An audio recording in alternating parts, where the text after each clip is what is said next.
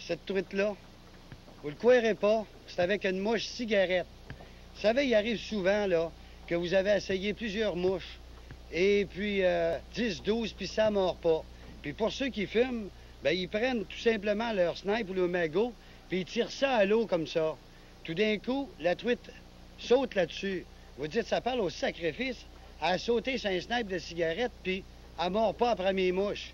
Alors à ce moment-là, si vous connaissez des gens là, qui fabriquent des mouches, faites-vous donc faire une mouche cigarette, c'est-à-dire le corps type, le bout blanc, puis le bout ici qui est brûlé. Alors c'est ça, la mouche cigarette. Vous allez rester surpris du résultat que ça peut donner. J'ai fait des très, très belles pêches déjà avec une mouche comme ça. À ça, vous pouvez la faire taper, excusez-moi.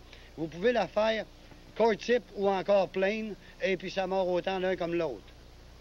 Vous savez, les grosses chaleurs, là, on perd notre poisson facilement. Fait que si on est 2 ou 3 qui va à la pêche, et puis qui fait bien, bien chaud, habituellement, on transporte avec nous autres une glacière avec un peu de glace dedans. À cette heure, on met tout notre poisson dans la même glacière. Mais comment identifier notre poisson rendu au chalet ou à la maison?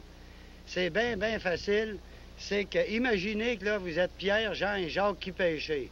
Pierre, lui, quand il prend une truite, là, il l'envoie telle quelle dans la glacière. Jean, lui, il prend un punch, un poinçon pour faire des trous d'un quart de pouce, là, dans les feuilles. Et puis, dans la queue, comme ça, il fait un trou. Voyez-vous, un trou dans la queue comme ça.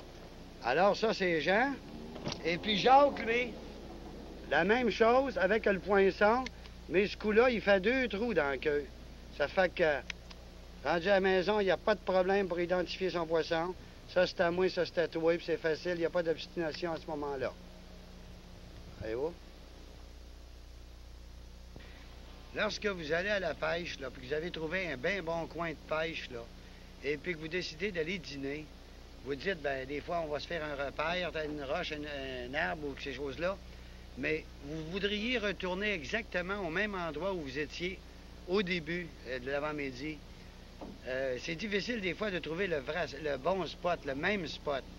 Un affaire bien simple, avec un caillou, par exemple, ou un morceau de métal, placez ça alentour comme ça avec du monofilament, à l'autre bout avec une boule comme ça. Puis avant de quitter votre queue de pêche, vous l'envoyez à l'eau. Et puis vous êtes certain dans l'après-midi, si vous avez fait une belle pêche, de reprendre du poisson exactement au même endroit que vous étiez la veille ou le matin.